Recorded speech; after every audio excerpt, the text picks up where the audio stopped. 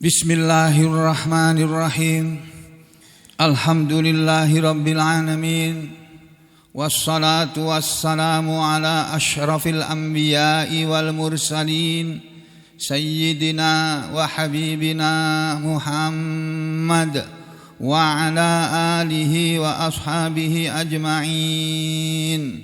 Amma ba'du ayyuhan nas, ittaqullaha mastata'tum wasma'u wa ati'u la'allakum turhamun. Segenap muslimin rahimakumullah. Kemarin kita sudah membaca ayat yang menyuruh kita manusia ini supaya memakan makanan-makanan yang halal dan yang baik, ya. Yang bunyi ayatnya seperti ini. A'udzu billahi minasy syaithanir rajim. Ya ayyuhan nasu kulu mimma fil ardi halalan thayyiban wa la tattabi'u khutuwatis syaitan innahu lakum aduwwum mubin. Innama ya'murukum bis-su'i wal fahsya' wa an taqulu 'ala Allahi ma la ta'lamun. Itu ya.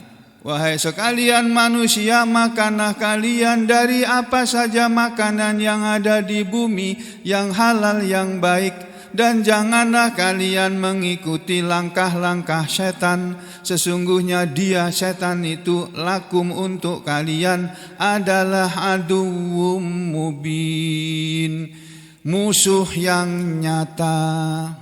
Innama ya'murukum bis-su'i wal fahsya'. Sesungguhnya tiada lain, dia si setan itu sukanya menyuruh kepada kalian untuk berbuat dosa, berbuat yang jelek, atau dan berbuat keji, berbuat perbuatan yang keji, yang maksiat.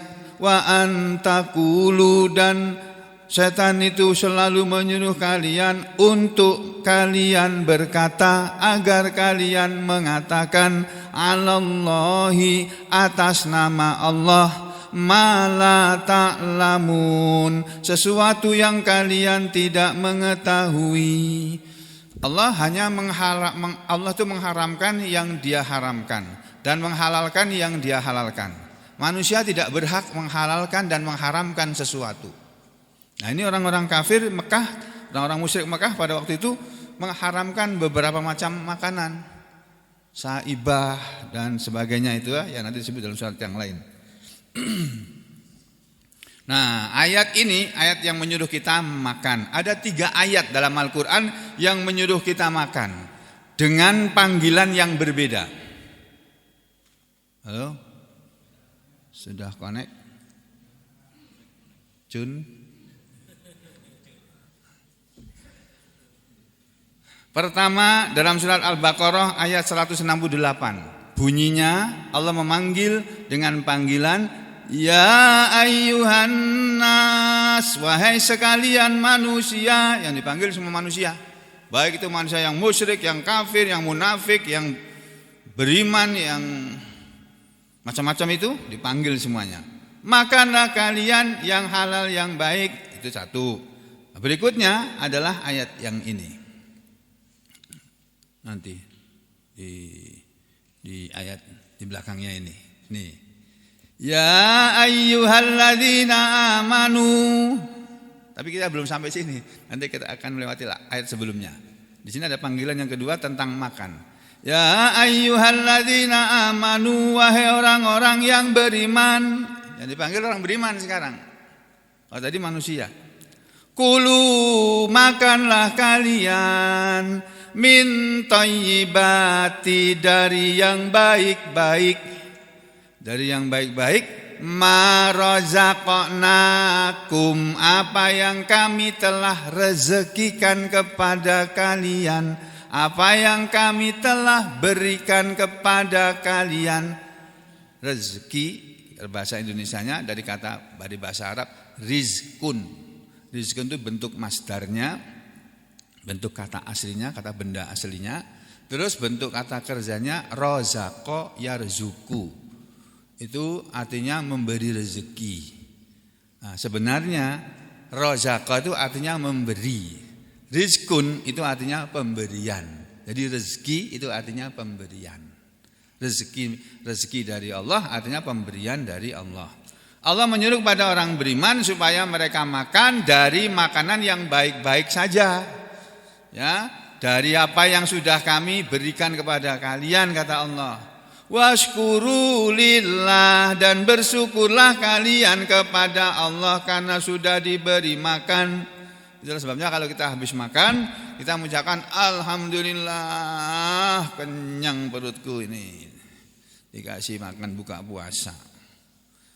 Nah, jadi alhamdulillah, doa sesudah makan, walaupun hadisnya tidak sahih tapi boleh diamalkan. Alhamdulillahilladzi at'amana wa saqana wa ja'alana minal muslimin. Itu alhamdulillah, hadisnya derajatnya hasan ya.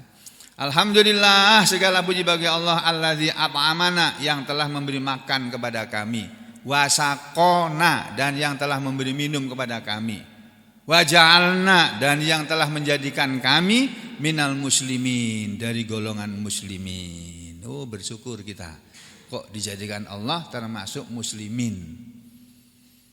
Ya, bersyukur kok dijadikan minal kafirin, tidak dijadikan minal musyrikin, tidak dijadikan dari minal munafikin, tidak dijadikan minal zalimin, minal fasikin dan sebagainya, tapi minal muslimin. Nah, sekarang kita sebelum membahas ayat ini, nanti ada lagi satu ayat yang menyuruh makan, tapi yang diperintah bukan orang beriman, Rasul. Ya ayyuhar rusul, gitu. Wahai para rasul. Jadi yang diperintah makan bukan hanya manusia, orang beriman juga, para rasul juga. Tapi nanti ya, kita bahas sebelumnya ayat 170 dan 171. Karena ini penting untuk diketahui bagi yang belum pernah ngaji surat ini. Bagi yang sudah pernah ngaji, ini sebagai pengingat ya. Allah berfirman pada ayat 170, kita baca ini dulu. A'udzu billahi minasyaitonir rajim. Wa idza qila lahum astaghfirullah.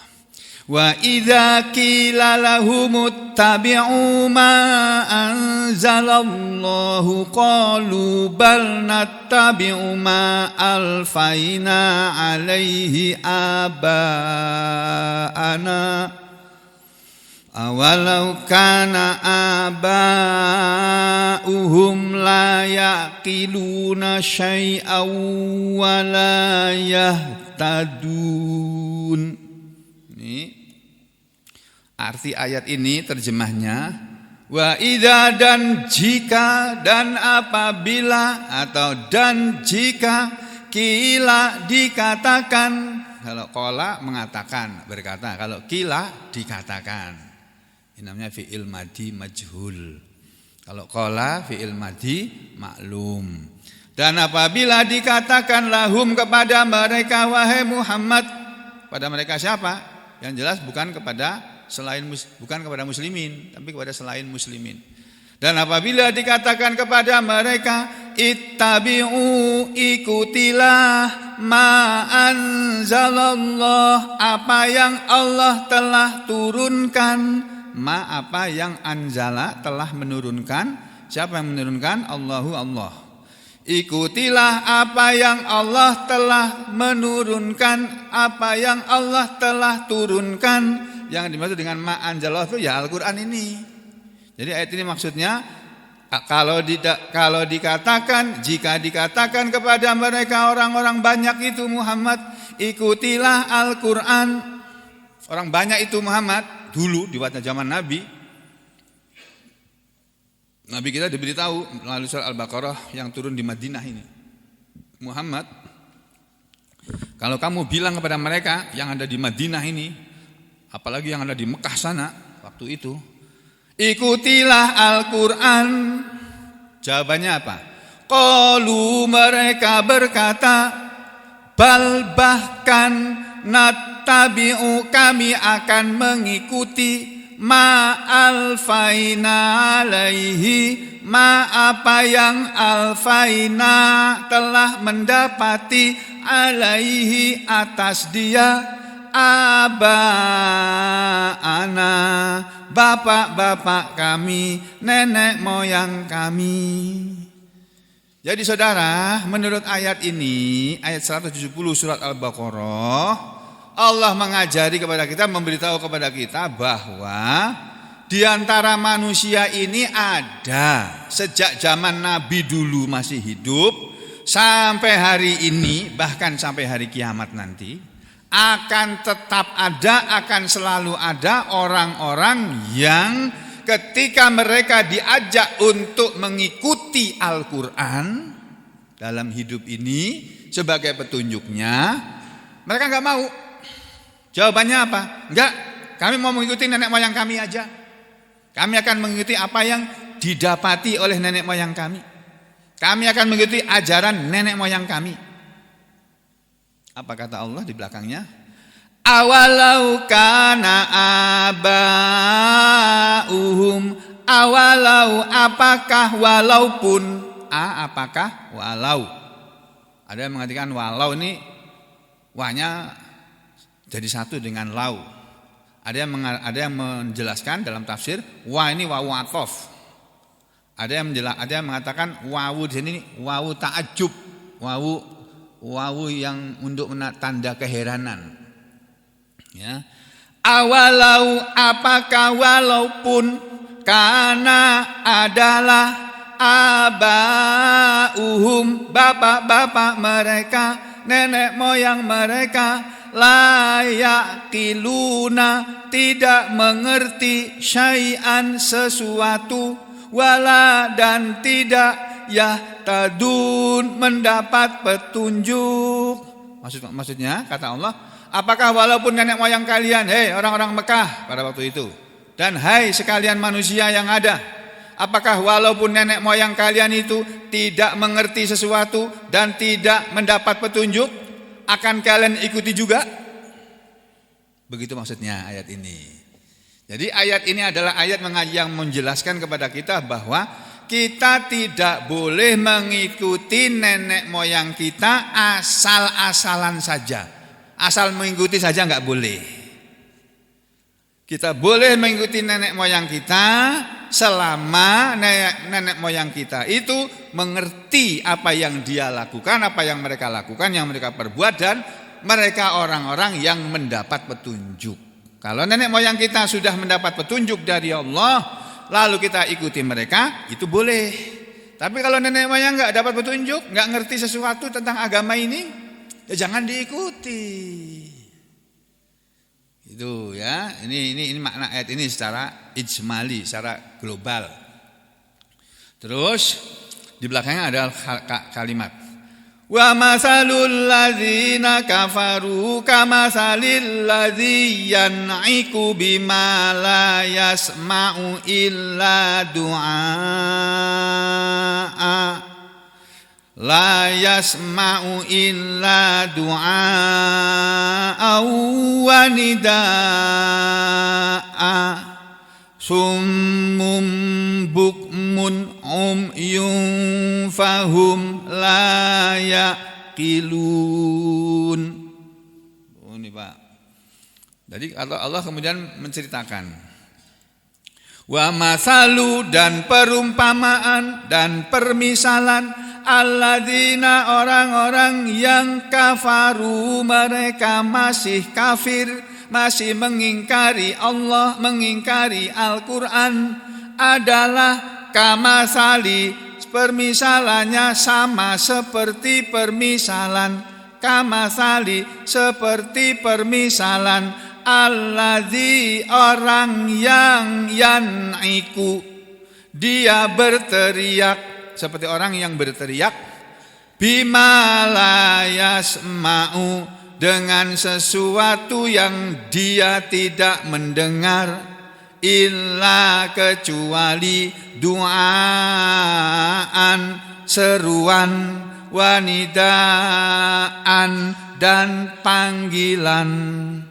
Jadi Allah memberitahu kepada kita bahwa perumpamaan orang kafir itu Muhammad, ya wahai Rasulullah, perumpamaan orang yang kafir itu kalau diajak kepada Al-Qur'an itu perumpamanya seperti perumpamaan orang yang dia itu berteriak atau mendengar teriakan, yang teriakan itu la yasma'u, dia tidak mendengar, tidak mengerti, kecuali hanya sebagai seruan dan panggilan aja.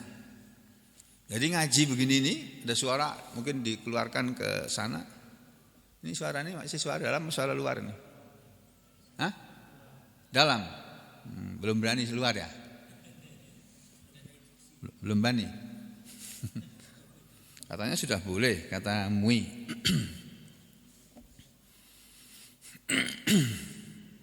Jadi, dan perumpamaan orang yang kafir itu seperti perumpamaan orang yang tidak mendengar kecuali seruan dan teriakan. Jadi kita ngaji, kita menerangkan agama, mereka itu tidak ngerti. Sama seperti orang yang cuma mengerti ada teriakan, ada panggilan. Itu ada orang teriak-teriak itu, ada orang manggil-manggil itu. Apa itu? Enggak ngerti mereka. Itu seperti itu. Jadi tidak paham isi Al-Qur'an ini. Makanya Allah bilang summum bukmun umyun. Gitu bacanya kan? Summun, mereka itu adalah orang yang tuli. Bukmun, orang kafir itu sama dengan orang yang tuli. Bukmun sama dengan orang yang bisu. Umyun sama dengan orang yang buta. Jadi orang kafir itu ibarat kalau orang manusia tuli, bisu, buta. Nah, sekarang coba sampean bayangkan, sampean berbicara dengan orang yang maaf tuli, bisu, buta. Coba sampean cari atau sampean bayangkan ada orang tuli, kita bacakan Quran, kita bacakan ajaran agama ini, dia tidak mendengar walaupun kita teriak-teriak pakai suara mic yang di atas 100 desibel pun yang memekakkan telinga. Dia tuli kok, nggak dengar dia. Satu. Yang kedua, orang tuli sekarang ada ilmu untuk berbicara dengan orang tuli, pakai bahasa isyarat.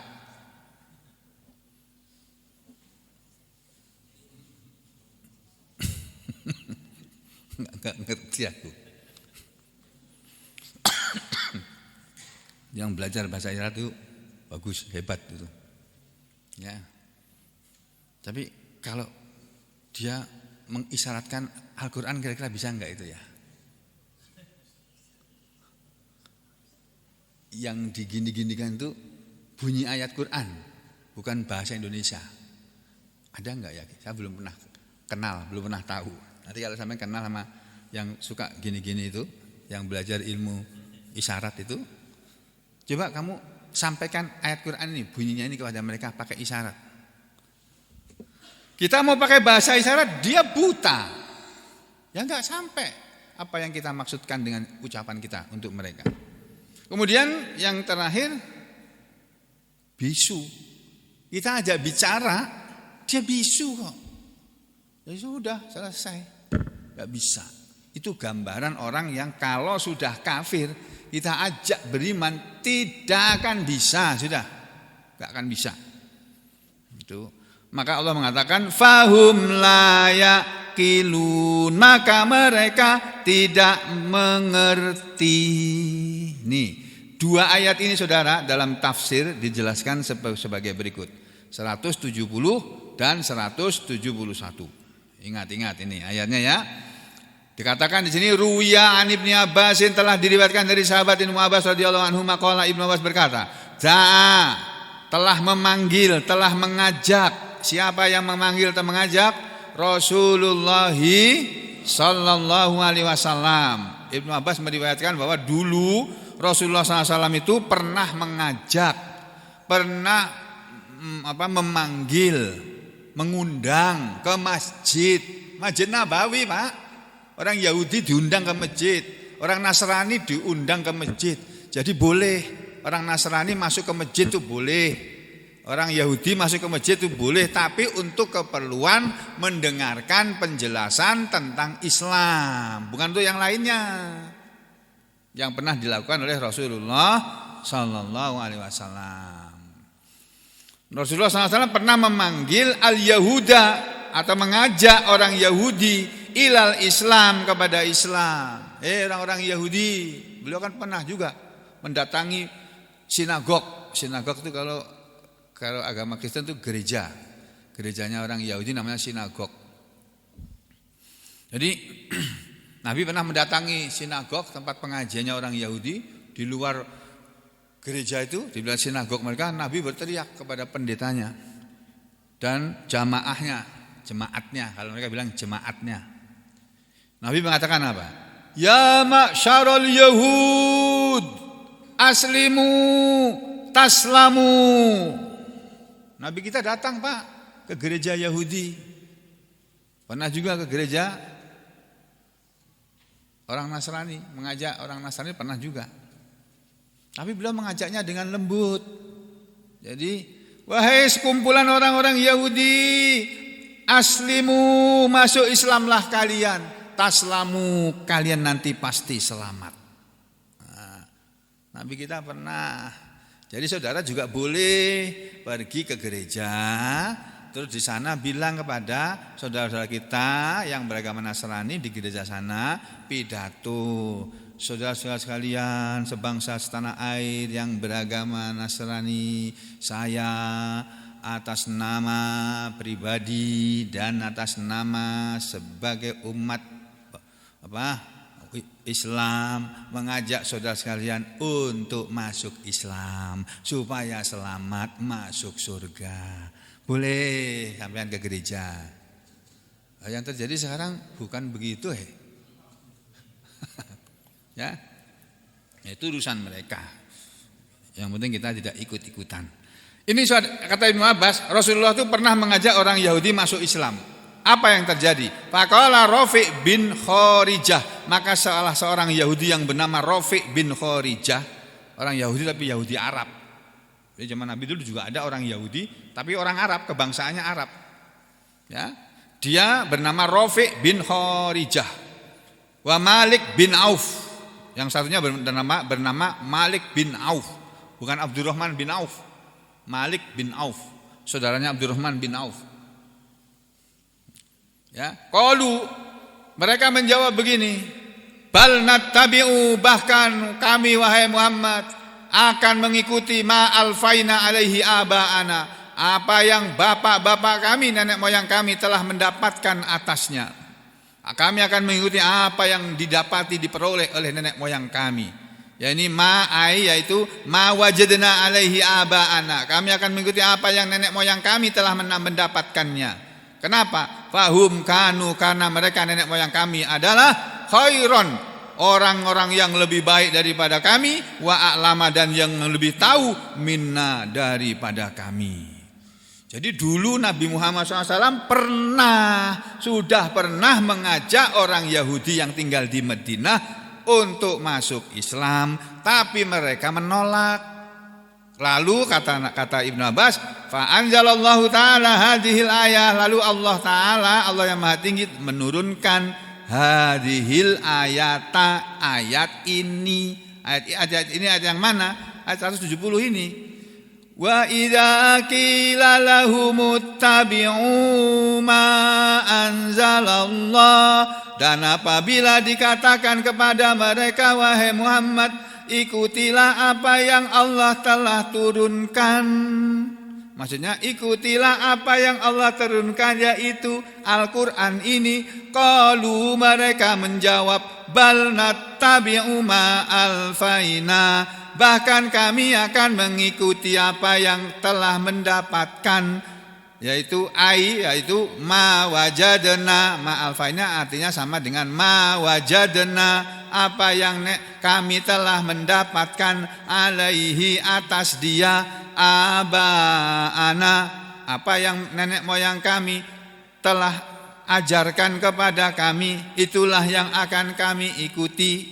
Yang kalau orang Arab wujudnya adalah ibadatil asnam, penyembahan kepada berhala-berhala. Itu satu tafsir yang pertama ya. Yang kedua, kalau orang Yahudi ya mereka tidak mau masuk Islam, pokoknya mereka akan mengikuti mengikuti nenek moyang mereka yang beragama Yahudi. Mereka tetap akan berada dan memegang teguh ajaran Yahudi.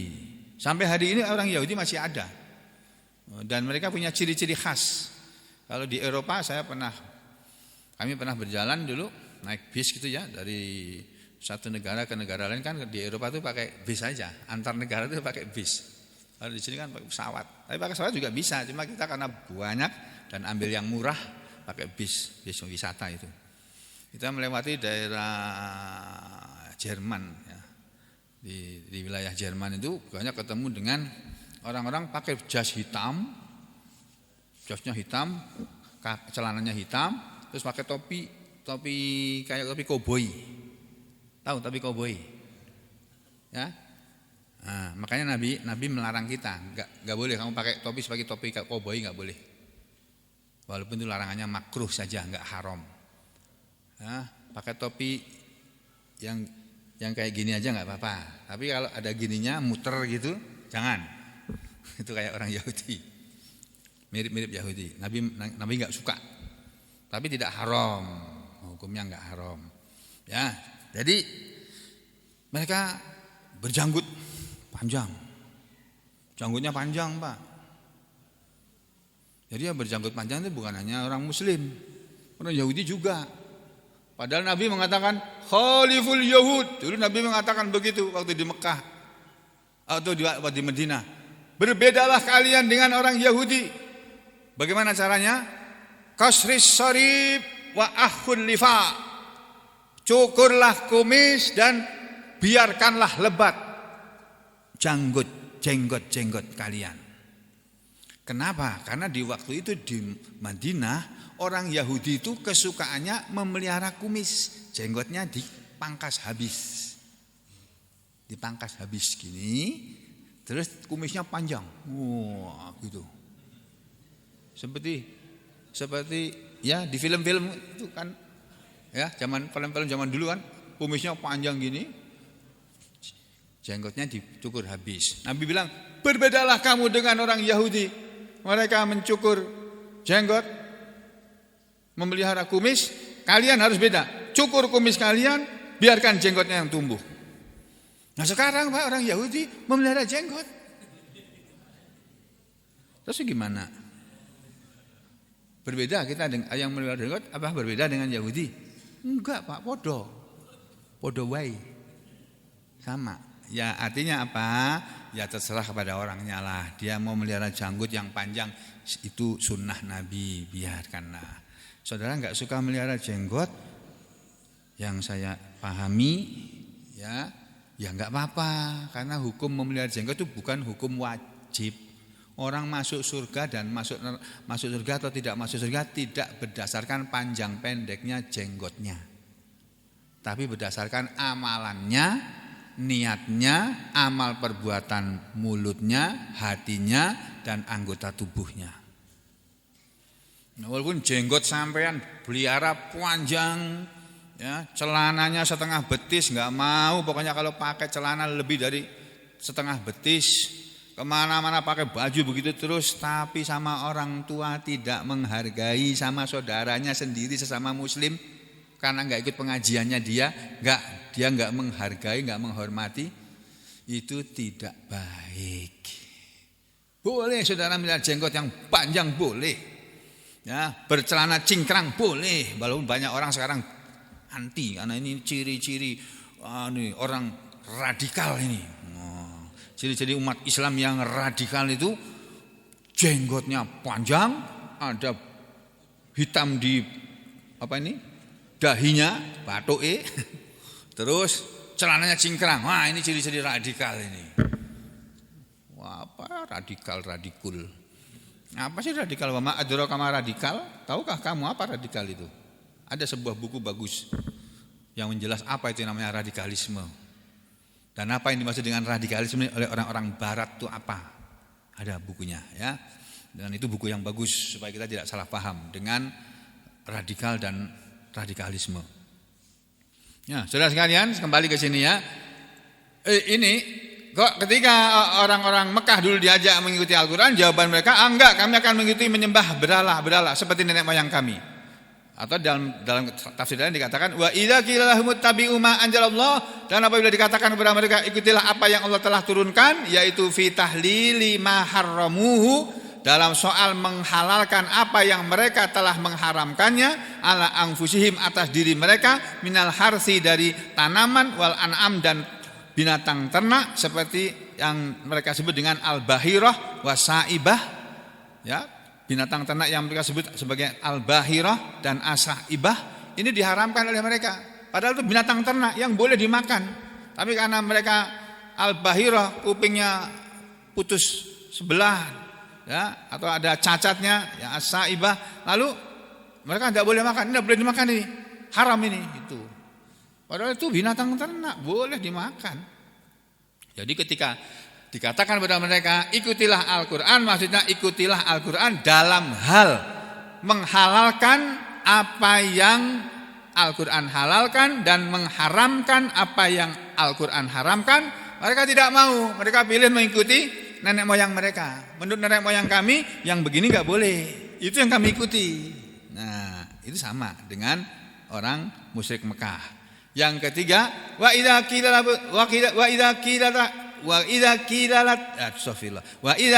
lahum ittabi'u ma anzalallahu qalu bal nattabi'u ma alfaina alaihi aba'ana. Itu maksudnya, dan apabila dikatakan kepada mereka ikutilah apa yang telah diturunkan oleh Allah ya, mereka menjawab kami akan mengikuti apa yang nenek moyang kami telah mendapatinya, yaitu at-tahrim wa tahlil. Kami hanya mengikuti apa yang nenek moyang kami haramkan dan apa yang nenek moyang kami halalkan. Padahal Allah menyuruhnya ikutilah apa yang diharamkan Al-Quran dan apa yang dihalalkan Al-Quran. Kalau diharamkan Al-Quran jangan kita makan, kalau dihalalkan oleh Al-Quran boleh kita makan. Nah, kalau mereka diajak begitu, mereka menolak, enggak mau, kami akan ikut nenek moyang kami. Lalu Allah bilang, awalau kana aba'uhum, apakah walaupun adalah nenek moyang mereka, yaitu yang dimaksud dengan aba'uhum, nenek moyang mereka tadi, itu apakah walaupun nenek moyang mereka itu layak kiluna syai'a, tidak mengetahui sesuatu. Jadi kata para ahli tafsir, kaifa yattabi'un, bagaimana mereka bisa mengikuti aba'ahum, nenek moyang mereka, wa aba'uhum, sedangkan nenek moyang mereka la yaqiluna syai'a, tidak mengerti sesuatu apapun. Itu artinya kita tidak boleh ikut-ikutan nenek moyang kita kalau nenek moyang kita salah. Kita tetap menghormati nenek moyang kita, tapi dalam hal keyakinan yang bisa menyebabkan orang masuk surga atau masuk neraka, kita harus memegang teguh prinsip itu. Kalau akan menyebabkan masuk neraka, walaupun itu dilakukan oleh nenek moyang kita, jangan kita lakukan. Ya, tapi kalau tidak menyebabkan apa-apa, ya kita boleh mengikuti nenek moyang kita, gitu. Termasuk melestarikan kebudayaan, termasuk apa yang sekarang disebut dengan itu apa namanya? Apa istilahnya itu? Lupa apa namanya? Kearifan lokal. Nah, orang sekarang bilang kearifan lokal. Kearifan lokal ya itu tadi apa yang dijalani oleh nenek moyang. Jadi kearifan lokal itu boleh kita ikuti kalau tidak menyalahi Al-Quran. Kalau menyalahi Al-Quran ya mohon maaf. terpaksa kita tinggalkan kearifan lokal tadi karena mau mengikuti Al-Quran, bukan karena anti kepada kearifan lokal, bukan. Masalahnya adalah kita disuruh mengikuti Allah. Ini supaya jangan salah paham. Di sini ada keterangan wal wawu, kata wawu di awalau kana abauhum itu tadi adalah wawu ta'ajjub, wawu yang menunjukkan keheranan. Wal makna, dan makna ayat ini adalah ayat tabi'una abaahum, apa mereka akan mengikuti nenek moyang mereka Muhammad? Wa in kanu, walaupun adalah mereka nenek moyang itu juhalan, nenek moyang yang mereka itu bodoh-bodoh. Ini kata para ahli tafsir ya. La yaqiluna syai'an, mereka tidak mengerti sesuatu. Ai maksudnya la yaqiluna, mereka tidak mengetahui syai'an sesuatu pun min umuriddin, tentang urusan agama. Li'annahum, karena mereka para nenek moyang kita itu kanu adalah yaqiluna, mereka hanya mengerti amrod dunia, urusan dunia. Nah, kalau nenek moyang kita itu hanya paham urusan dunia, tidak mengerti urusan agama, dalam hal beragama jangan diikuti. Kalau dalam soal berpakaian, mau pakai pakaian Dayak silakan, mau pakai pakaian Jawa silakan, mau pakai pakaian adat Makassar ya, Bugis, apalagi adat Maluku, adat Batak, adat Palembang, adat Bengkulu, aduh macam-macam tuh adat, pakaian adat senusantara ini. Kalau cuma itu saja nggak apa-apa, pakai pakaian saja kok. Ya, tapi keyakinan, kalau nenek moyang kalian keyakinannya keliru, jangan diikuti. Kata Allah begitu. Wala yahtadun, dan apakah kalian tetap akan mengikuti nenek moyang kalian walaupun mereka tidak mendapat petunjuk? Ini teguran yang halus dari Allah. Allah tuh kalau menegur manusia itu halus. Tuh. Apakah kalau nenek moyang kalian tuh tidak mengerti sesuatu dan tidak mengerti petunjuk, apakah kalian tetap akan mengikuti? Enggak memaki-maki, Pak. Nah, kalau kita kan kasar. Wayang haram, marahlah semua orang ini. Dalang-dalang lah,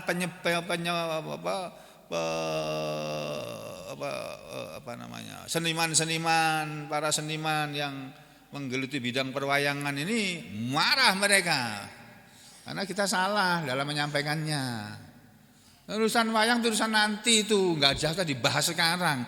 Bahas dulu urusan dirimu, keluargamu, udah bisa baca Quran apa belum, udah sebaik apa belum sholatnya, udah sedekah apa belum, ya, udah menjadi muslim yang baik, menghormati saudara sama muslim atau belum. Itu masalah wayang itu urusan enggak penting untuk dijelas-jelaskan sampai membuat orang banyak marah, enggak usah.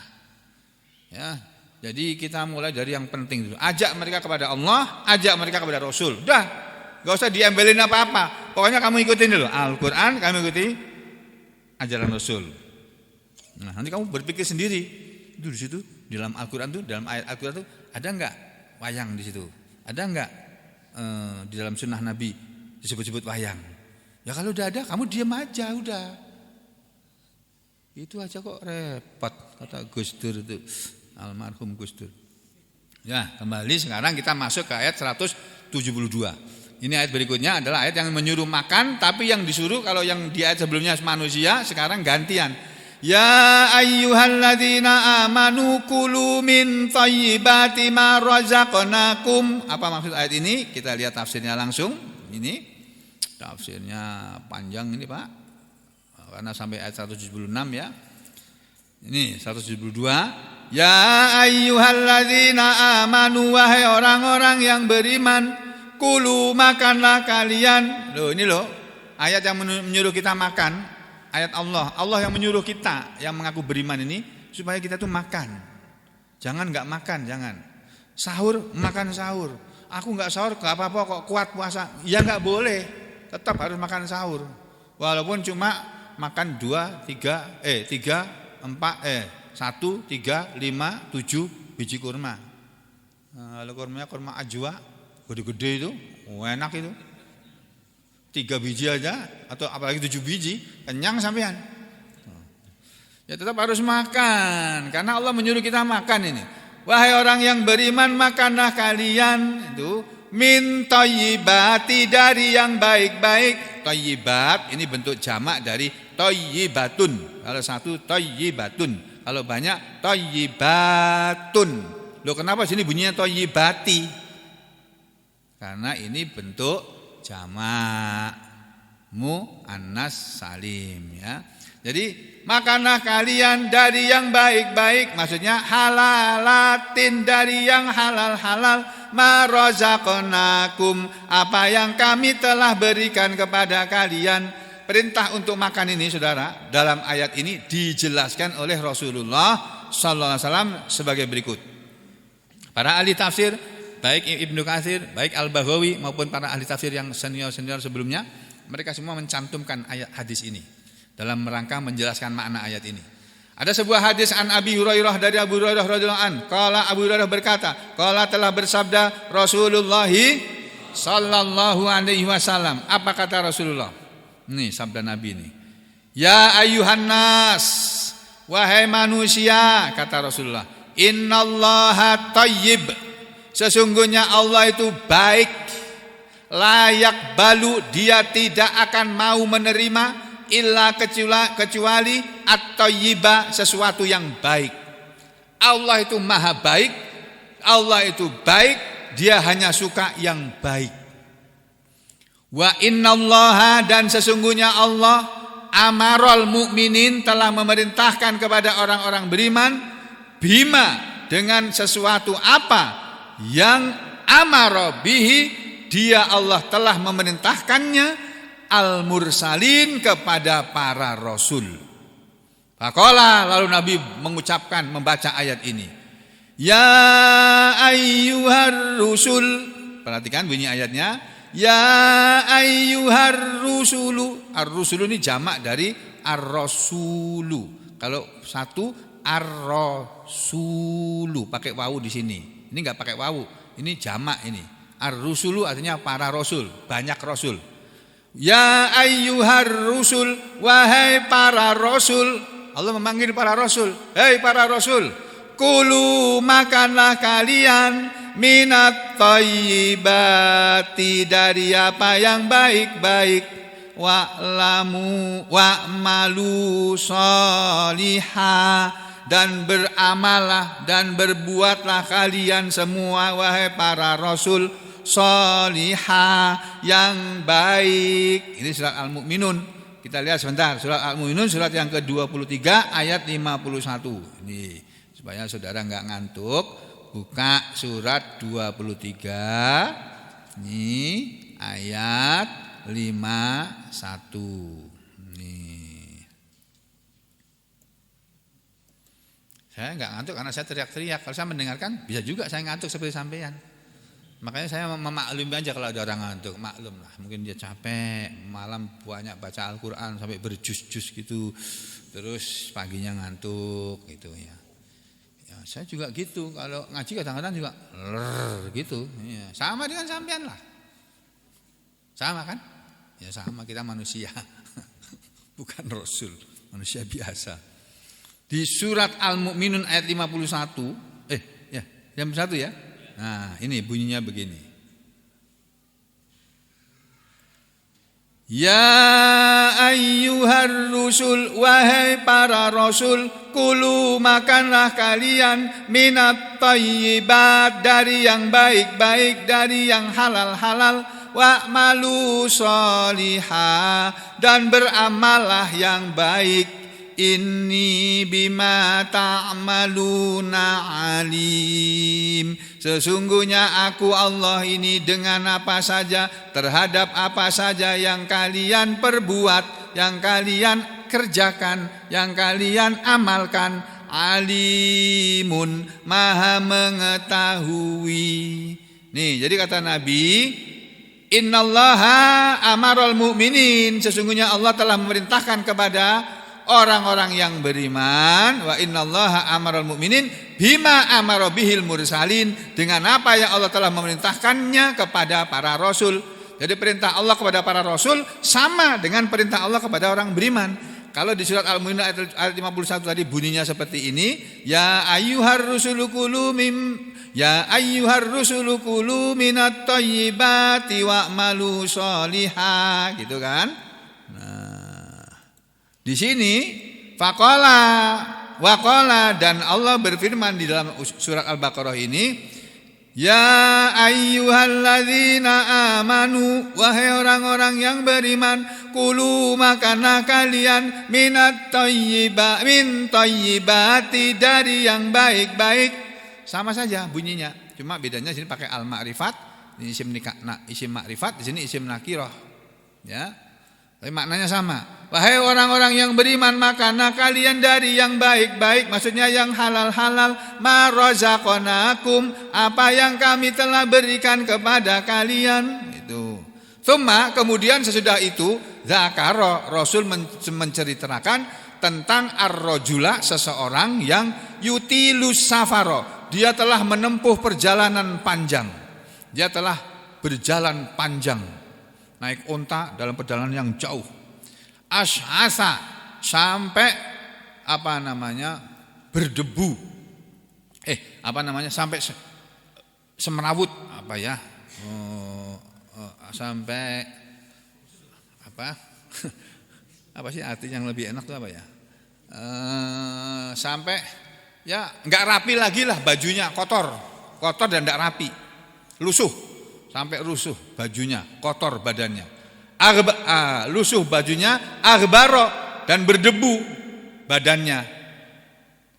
Nabi menceritakan bahwa ada seseorang manusia yang sudah menempuh perjalanan panjang sampai kotor badannya, berdebu badannya, kusut rambutnya, yamuddu yadahu, lalu dia menaikkan ke tangannya ila sama, ke arah langit. Dia berdoa begini, menaikkan tangannya ke arah langit. Jadi kita berdoa boleh begini, seperti Rasulullah. Kalau yang kita minta itu sesuatu yang besar, yang kita harapkan segera turun, angkatnya begini. Tapi kalau di masjid jangan gitu, gini aja. Nanti orang kaget, ngapain itu? Ngapain itu orang? Ya, gini aja. Nah, atau gini juga boleh. Tadi kata Ustadz siapa itu dia, kalau gini yang diminta kecil, kalau gini yang diminta agak gede, kalau gini mintanya agak besar. Ya. Jadi ada seorang laki-laki yang menaikkan tangannya ke arah langit, lalu dia berdoa, ya Rabb, ya Rabbi, ya Rabbi, wahai Tuhanku, berilah aku ini, berilah aku ini.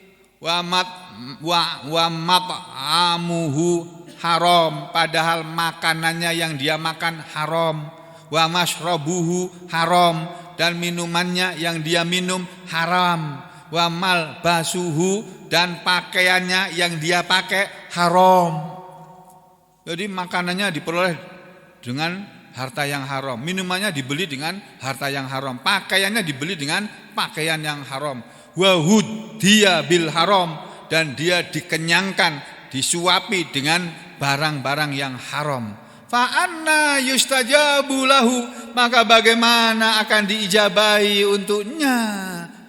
Fa anna yustajabu lidzalika, di sini bunyinya begitu. Maka bagaimana akan dikabulkan untuk orang yang seperti itu? Ini artinya apa, Pak? Hadis ini mengajarkan kepada kita, kalau kita kepingin doa-doa kita ini didengar dan dikabulkan oleh Allah, mulailah dari ketika kita makanlah makanan yang halal, yang jelas halalnya. Minuman yang halal, yang jelas halalnya. Pakai baju yang halal, yang jelas halalnya. Kalau enggak, nanti sampai berdoa enggak akan dikabulkan oleh Allah. Jadi kalau doa kita tidak terkabul, barangkali karena kita masih ada yang haram dalam diri kita. Itu. Washkuru lillah, dan bersyukurlah kalian kepada Allah, in kuntum, bersyukur kepada Allah ala ni'amihi, atas segala nikmatnya. Wa in kuntum, jika adalah kalian iyahu, hanya kepadanya, ta'budun, kalian menyembah. Jadi kalau kalian mengaku hanya menyembah kepada Allah, sudah bersyahadat, mengaku sebagai orang beriman, maka konsekuensi orang yang beriman adalah harus bersyukur kepada Allah atas segala nikmatnya. sebagai tanda bahwa kita hanya menyembah kepada Allah. Jadi salah satu konsekuensi orang yang beriman itu bersyukur kepada Allah atas segala nikmat kita. Makanya kita harus banyak-banyak mengucapkan alhamdulillah. Gak ada apa-apa ya, alhamdulillah, alhamdulillah, alhamdulillah. Gak ada orang ngasih duit, gak apa-apa. Alhamdulillah, alhamdulillah, alhamdulillah, alhamdulillah, alhamdulillah. Gak ada orang ngasih buka puasa, alhamdulillah, alhamdulillah, alhamdulillah, alhamdulillah, alhamdulillah, alhamdulillah, alhamdulillah. Udah gitu aja. Gak rugi sampean mengucapkan itu. Apa gak ada orang ngasih alhamdulillah. Oh, kamu rugi, gak paham namanya kamu. Alhamdulillah itu zikir yang paling hebat, termasuk zikir yang paling hebat yang disukai oleh Allah kok. Itu alhamdun. Orang-orang yang banyak mengucapkan alhamdulillah nanti akan dipanggil oleh Allah di hadapan seluruh makhluk. Sini, alhamdun. Mana yang suka mengucapkan alhamdulillah banyak-banyak itu? Nabi kita juga mengajarkan mengucapkan alhamdulillah. Kalau pakai jari-jari ini, jari kita cuma 10, kalau kali 3 ruas nih ya cuma 30. Itu kan? Subhanallah, alhamdulillah, alhamdulillah, alhamdulillah, alhamdulillah, alhamdulillah, alhamdulillah. Sampai habis 2 jari ini 30 kali aja. Terus kalau pakai stop watch apa namanya itu? Ada kan yang untuk zikir yang dipencit-pencit itu? Yang kadang-kadang ibu-ibu suka naruh di jarinya ini, terus dia pencit-pencit itu. Ya. Aku pernah dihadiahi itu, enggak tahu siapa yang ngasih hadiah saya. Kalau enggak salah itu hadiah saudara-saudara yang pulang umroh dulu. Saya enggak tahu siapa yang ngasih. Itu baru saya ketemukan lagi. Oh, ini barangnya ini. Kemarin saya coba, saya amal. Oh iya enak ini. Kalau pakai tangan kan suka lupa. Ya tadi udah berapa kali tadi ya. Nah, kalau pakai itu kan enggak. Seperti pramugari di pesawat itu ngitung cerik. Berapa jumlah penumpangnya dia lihat. Oh gitu. Kalau kita ngitung salah-salah itu, Pak. Nah, kembali ke sini ya. Jadi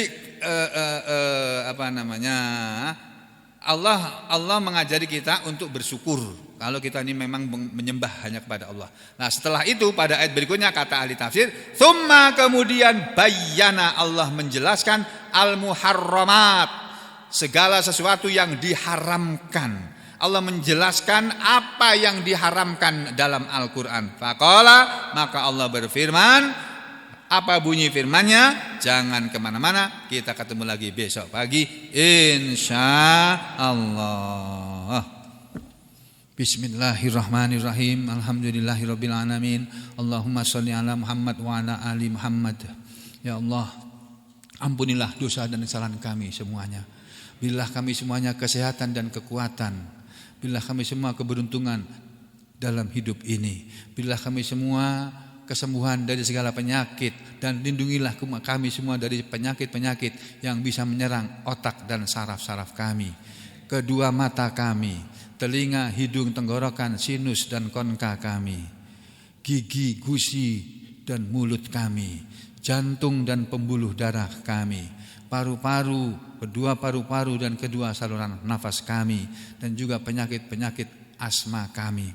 Sembuhkanlah penyakit-penyakit pada saluran cerna kami, pada lambung kami, pada usus 12 jari, usus kecil, usus besar, sigmoid, rektum, dan anus kami. Dan sembuhkanlah penyakit-penyakit ambeien yang ada pada kami. Dan lindungilah kami dari karsinoma rekti, ya Allah. Sembuhkanlah kami dari segala penyakit pada kedua ginjal kami, kedua saluran kencing kami, pada kandung kencing kami, pada prostat kami, dan semua penyakit pada saluran kencing kami. Sembuhkanlah penyakit-penyakit yang ada pada tulang-tulang kami, otot-otot kami, persendian kami, dan ada darah kami. Dan sembuhkanlah semua penyakit yang ada dalam tubuh kami. Ampunilah dosa dan kesalahan istri-istri dan suami-suami kami dan anak-anak cucu kami. Berilah mereka semuanya kesehatan dan kekuatan, ya Allah. Dan sembuhkanlah mereka dari segala penyakit yang sedang mereka derita. Berilah mereka semua kemudahan dan keberuntungan dalam hidup mereka masing-masing. Jauhkanlah mereka dari kesyirikan dan kemaksiatan dalam segala urusan mereka, baik urusan sekolah mereka, urusan kuliah mereka, urusan pekerjaan mereka, urusan rumah tangga mereka. Berilah kami semua, ya Allah, istiqomah dalam agama ini. Berilah kami semua keikhlasan dalam segala amal-amal soleh kami. Berilah kami semua husnul khotimah dan pahala syahid fi sabilillah. Rabbana atina fid dunya hasanah wa fil akhirati hasanah wa qina adzabannar wa sallallahu ala Muhammadin wa ala ali Muhammad walhamdulillahi rabbil alamin.